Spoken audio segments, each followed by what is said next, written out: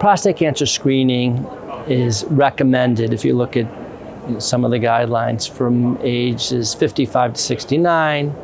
That's the USPTF guidelines and what a lot of internists do. But what we do know is there's other populations that are at very high risk or higher risk for prostate cancer that really should be screened at an earlier age.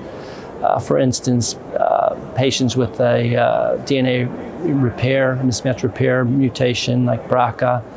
If you know you carry that, you probably should be screened at a much earlier age.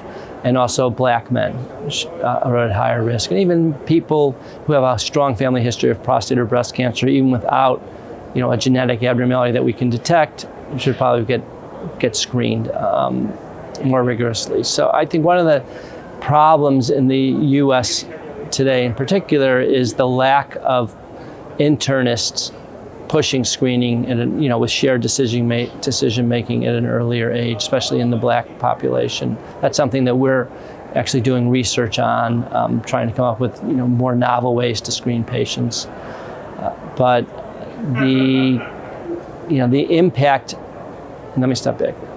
One of the problems is that it's really the internist to do the screening. So, when the reality is, if you're a very busy internist, you don't want to spend the time to talk about it. You have to move on to the next patient. You have 15 minutes. So it's a problem. It's a problem for them. They don't have to do it in certain populations.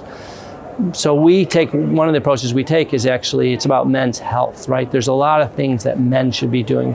Should be exercising more, you should be eating well, you shouldn't be smoking. You should do cancer screening. You should do PSA screening. So I think if you take that approach to men in general and black men in general, then maybe you'll be more successful in getting patients to agree to get screened at an earlier age once they are aware of what the issue is and the risk is.